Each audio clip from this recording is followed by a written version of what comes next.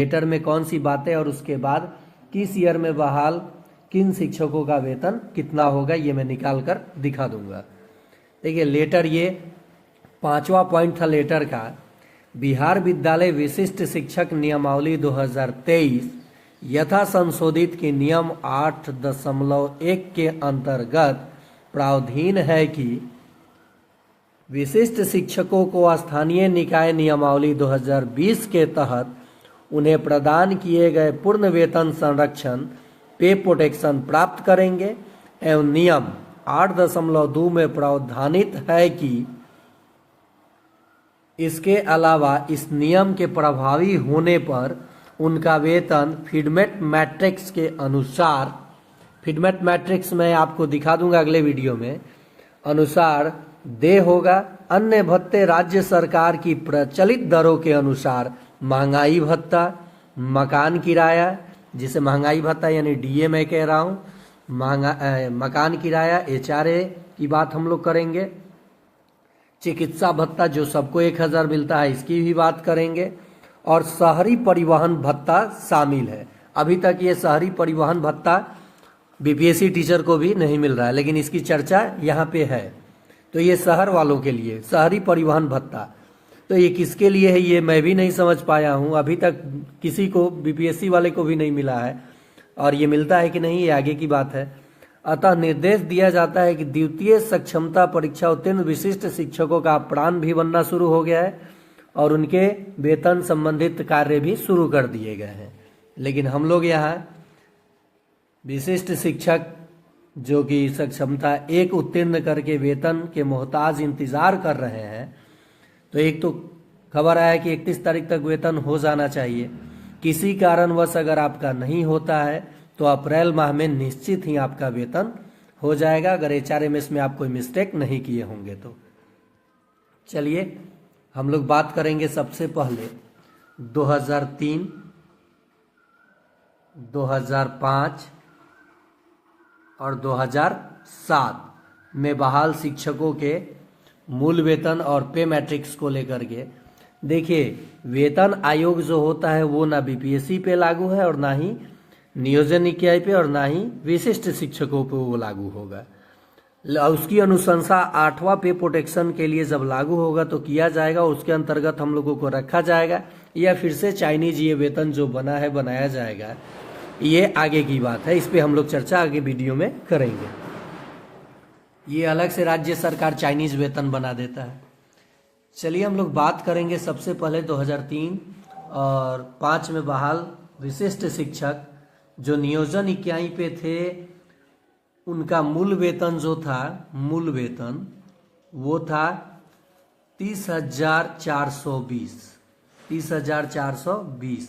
लेकिन जैसे वो विशिष्ट शिक्षक के रूप में जाने जाएंगे यानी विशिष्ट शिक्षक बनेंगे, तो इस पे मैट्रिक्स के नज़दीक यानी यहाँ पे फीडमेट मैट्रिक्स के अनुसार ये अगले में चले जाएंगे, यानी 30,750 इनका मूल वेतन हो जाएगा।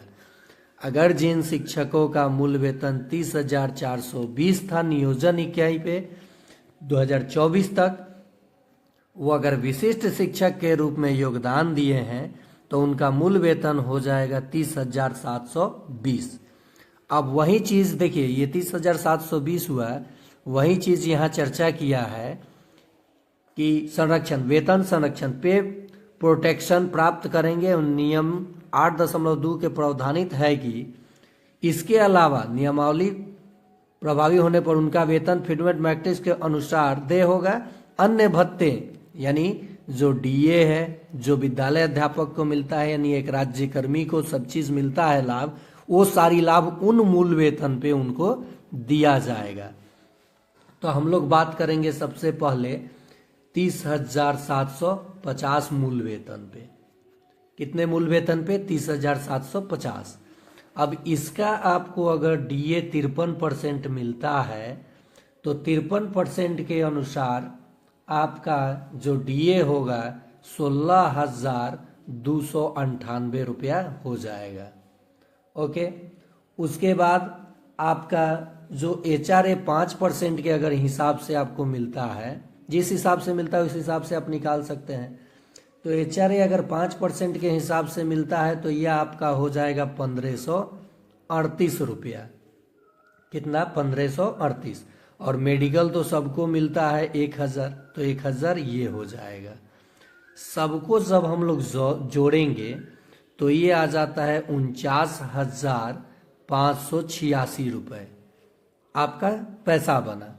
लेकिन अब इसमें बेसिक देखिए, basic plus DA, basic plus DA, इन्हीं दोनों पे, इन दोनों को जोड़कर जो 10% इसका निकाला जाएगा, जो राशि आएगा वो NPS के रूप में, किसमें? NPS के रूप में कटौती होगी आपके इस राशि से। किस राशि से कटौती होगी? 49,586। और आपको NPS में किन दो राशि से कटेगा 10%? तो मूल वेतन का और DA को जोड़कर जो राशि आएगा उसका 10% आपका जो बनेगा राशि वो हो जाता है 4705 रुपया। कितना? 4705 रुपया। तो इस सैलरी में से यानी 49,586 में से आपका ये 4705 रुपया घटा दिया जाएगा। ये घट जाएगा। तो जैसे इसको हम लोग घटाएंगे तो 44,481 रुपया, 44,481 रुपया आपकी राशि बन जाएगी। यानी कितना हो जाएगा? यहाँ जब हम लोग इसको घटाएंगे तो राशि कितनी आ जाएगी सामने निकल करके? 44,481 रुपया। ठीक है। और इस पर अब देखिए ये 44,481 जो राशि आई आपकी, पहले घटा के देख लेते हैं, नहीं तो कहीं गड़बड़ सड़बड़ हुआ तब। 6 में से 5 जाएगा 1, 8 में से 0 जाएगा 8, 15 में से यहाँ देखिए ये अगर 15 में से 7 जाएगा तो 8, 44,000 नहीं होगा। और फिर 8 में से 4 जाएगा तो 4 और ये 4, 44,881 रुपया बनेगा। लेकिन इसमें से 30 रुपये और घटता है, तो 30 रुपया और जब घटाएंगे आप लोग तो देख लीजिएगा नहीं घटेगा, तो ये राशि आपका बन रहा है, ये हटा दीजिए। अब क्या होगा कि इतना तो ये बना आपके सैलरी अकाउंट, यानी आपके अकाउंट में इतना राशि आएगा 48,800 कितना आया था? 48,881 रुपया। ये आपके 44,881 रुपया आपका जो राशि आएगा ये आपके अकाउंट में आएगा। अब बात करते हैं कि क्या केवल इतना ही पैसा NPS में जमा होगा? नहीं। अब मूल वेतन और DA का ये 14% निकालने पर जो राशि आएगा वो सरकार आपके NPS में अंशदान करेगी। तो देखिए एक तो 4705 4,705 आया, ये 4,705 जो आपके 10% के हिसाब से कटा, और जब सरकार 14% के हिसाब से इसमें अंशदान करेगी वो राशि आपका हो जाता है 6587 रुपया। दोनों को जोड़ने पर आप देख सकते हैं कि टोटल अगर अभी आपका वेतन मैंने निकाला, मान लीजिए अप्रॉक्स 44,881 ही निकाला, और इसमें हम लोग 6587 भी जोड़ दें, टोटल मतलब जो आपका सैलरी बना है, तो आप देख सकते हैं कि आपकी राशि कितनी बन रही है। यहाँ पे आपको देखने को मिल जाता है। ठीक है, ये राशि आपको देखने को मिल जाता है। तो ये 2003 या 2005 में बहाल शिक्षक के लिए पे मैट्रिक्स मैंने बताया।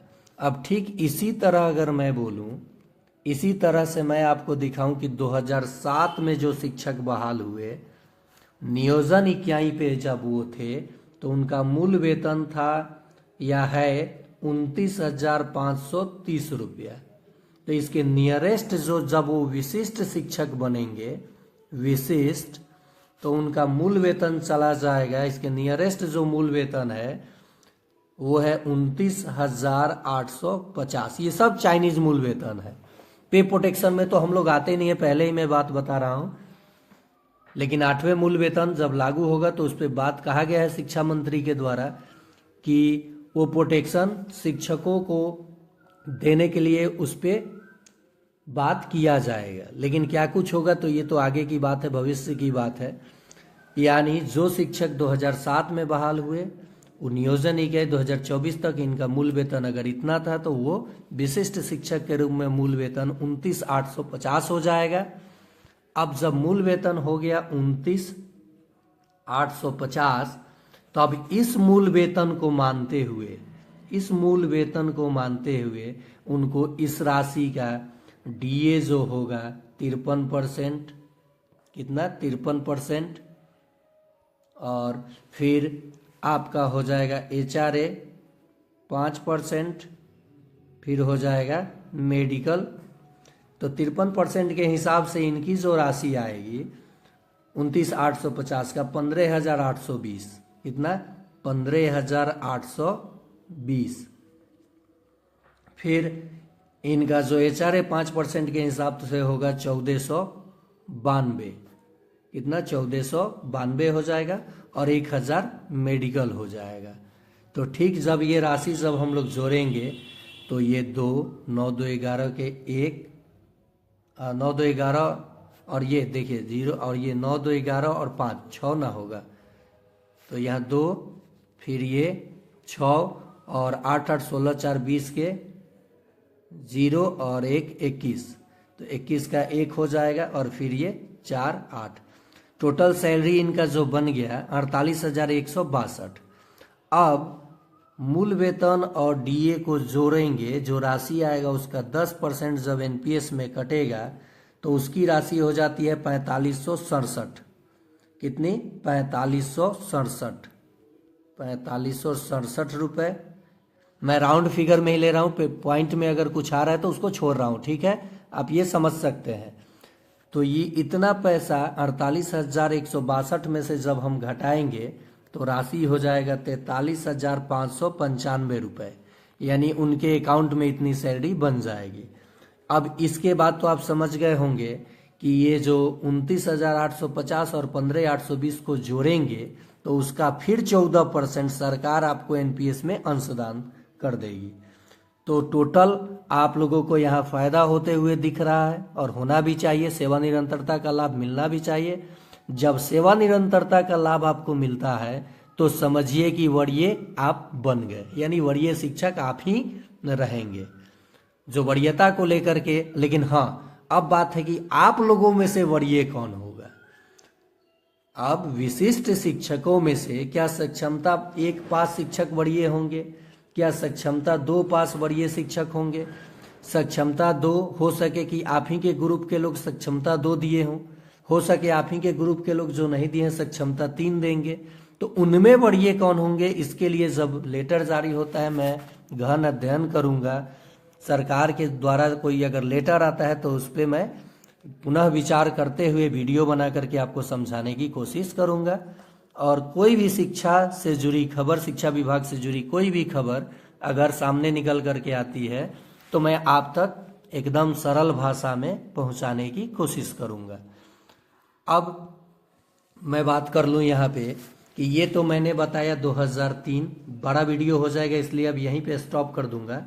आगे भी अगर आपका कमेंट आता है कि मेरा मूल वेतन, आप बताएंगे कमेंट में कि आपका मूल वेतन कितना है, नियोजन इकाई पे कितना था और कितना आपको वेतन मिलता था। यह वेतन छोड़ दीजिए, ना बताइए, किसी को नहीं बताया जाता है।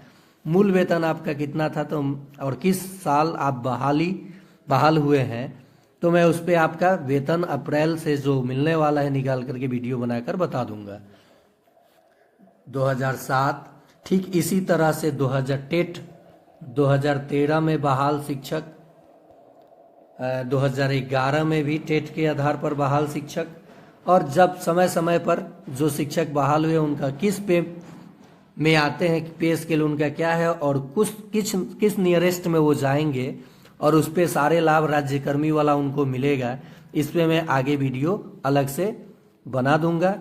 सबसे ज़्यादा यहाँ अगर किसी को फायदा होते हुए दिख रहा है तो 2022 में जो शिक्षक बहाल हुए उनको ज़्यादा फायदा दिख, क्योंकि सबसे कम अब जो मूल वेतन होगा शिक्षकों का वो होगा 25,000, यानी विद्यालय अध्यापक वाला। और जो 2022 में शिक्षक बहाल हुए थे उनका मूल वेतन जो था 28 लिख दिया, 22 लिखा हूँ, 22,850। लेकिन अब इनका हो जाएगा, सबसे कम जो मूल वेतन होगा वह है विद्यालय अध्यापक वाला मूल वेतन 25,000 होगा। तो इस पे अब इनको सारी लाभ, यानी 2022 में जो शिक्षक बहाल हुए हैं सीटेट वाले ज़्यादातर थे इसमें नियोजन इकाई पे, तो उनका मूल वेतन 25,000 होगा। तो उनको वेतन मिलेगा विद्यालय अध्यापक जितना 35,720, और बाकी सभी लाभ उनको मिलेगा। तो ये था किस सेशन में कितना पेमेंट, किस पे के स्केल के अंतर्गत आप आते हैं, उसके आधार पे मैंने ये वीडियो बनाया। अगर आप चाहते हैं अपने बारे में जानना तो कमेंट करें कि आपका मूल वेतन कितना नियोजन इकाई पे था, विशिष्ट बनेंगे तो आपको कितना मिलेगा। मैं आपका वो मूल वेतन बना करके वीडियो के जरिए आपको बताने की कोशिश करूंगा। तो फिर से रिक्वेस्ट है कि अगर आप वीडियो देख रहे हैं तो लाइक और अपने सारे शिक्षक ग्रुप में शेयर करें, और चैनल को सब्सक्राइब नहीं किए हैं तो सब्सक्राइब करके बेल आइकन दबा दें।